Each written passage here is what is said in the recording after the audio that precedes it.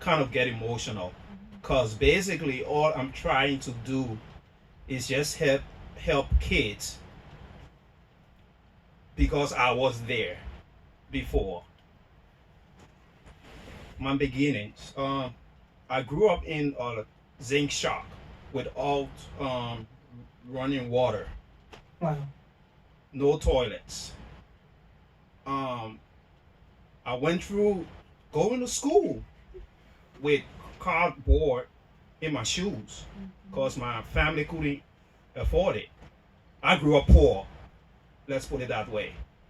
And while growing up, my mom, even were living in a zinc shack, but my mom always used to tell me, you know what? You have to help one person every day. And basically, what that is hope. Help one person every day. Wow. So I live with that. That's my life. So every day, I try to help one person.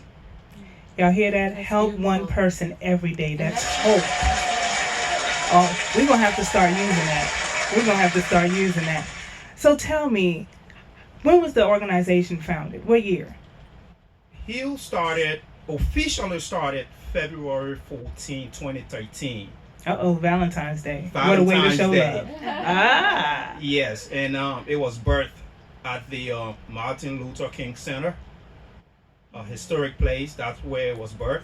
And but prior to that, I have been in service, taking care of children, self-funded, since I've been Wow. knowing myself. So But you know, it's amazing how each one of you have a story of how something traumatic in your life caused you to make a decision that you weren't just going to be better yourself, but you were going to reach back and help others.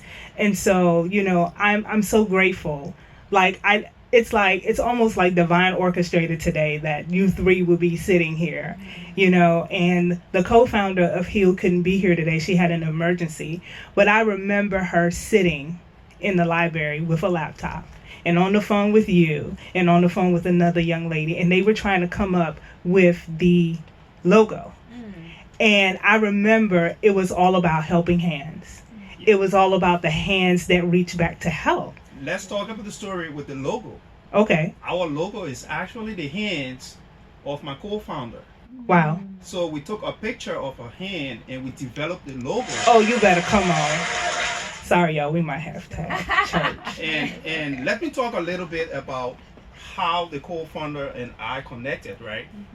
As I indicated earlier, I grew up in a zinc shop, right? I grew up in a zinc shop, never had a restroom, never had running water. I actually used to go into the bushes, Wow. right, to use the restroom. And right behind my house was the co-founder's father's house. Oh, wow. But I didn't know her because she was not living there. But her brother took over me as a son.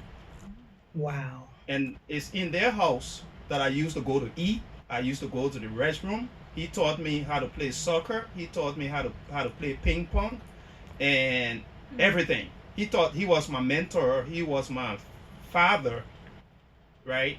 So I didn't know Finda, the co-founder, So the co-founder is Finna Finda Thorns. Torrance. Shout out to you, girl. Yeah, and we go to the same. Coincidentally, we go to the same church. And we were talking about helping people, and told her that my passion is to help. Right, I'm into finance, but my undergraduate degree is in social work. Wow. But I did social work not to work as a social worker. I did social work because I know where my passion was. You got goosebumps all over my body. So while we were talking, because her dad's name is Sharp, and then when I told her I used to live on the old road, and used to live in a city called Gay Town. She was like, "That's where I used to live." prior to coming to the States, and my brothers lived there. And I was like, who's your brothers? She was like, Chape. That's how, like, Wow. Emmanuel Shop. I was like, that's my dad. Are you serious? That's And from beautiful. that day, I told her, I will do anything for you. You are now my sister. And that's how we came together and started Heal. And let me tell you something, guys. She's not here, but I'm going to brag on my sister for a minute. You talk about a community servant. Every single year, whatever Hosea Feed the Family does, they are there. Yeah. Whether it's Christmas, Thanksgiving, Easter, I don't care what they're doing. They sacrifice their time. I volunteered quite a few times with them, and I'm telling you, you talk about community servants, people who give back. I'm talking not going to show up to take a photo op. I'm talking from 6 o'clock in the morning. So Mr. four. Karneh is usually the first one there. Sando's usually, and he's like, where y'all at? And we're like, we coming, because, it's early. During the wintertime when it's cold, they're out there in their winter jackets making sure somebody else doesn't feel during the holidays that they're nothing. And I'm telling you, y'all gonna make me take on another hat today. Yeah. But this is what it's about. Absolutely. This is what it's about. One person helping on each one, reach one, help one. And Fenda, thank you. Sando, thank you. Please tell us the work that you're doing in Liberia right now. Yeah, right now, Heal, we do not like to reinvent the wheel. That's right. Right? Our focus is on offense in the underserved communities.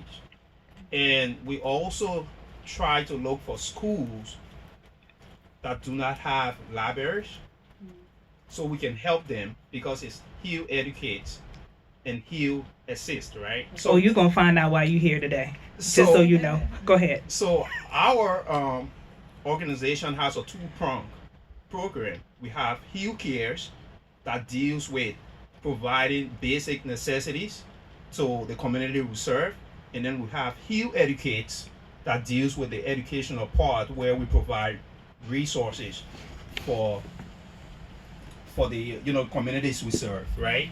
And we talk about Hosea. Heal is actually a corporate sponsor of Hosea. We do not only do things in Liberia, we do things here in the States. So we do provide things to Hosea Feed the Hungry. We also work with organizations in times of disasters. Like for Haiti, we actually send things to Haiti. For Houston, we actually work with organizations and send things to Houston whenever there's the hurricane, right? So we do work here. And we also work in the Clarkston community, where we have an annual workshop for high school kids to talk to them about education, about security, about branding themselves. Actually, this October 3rd, we actually taking kids from Clarkston to a larger career fair with Lynette?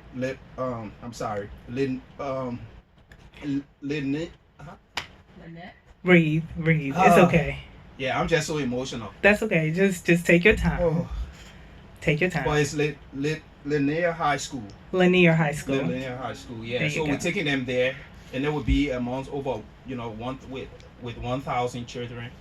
But right now in Liberia, last year we actually had a project where we renovated a whole orphanage, right?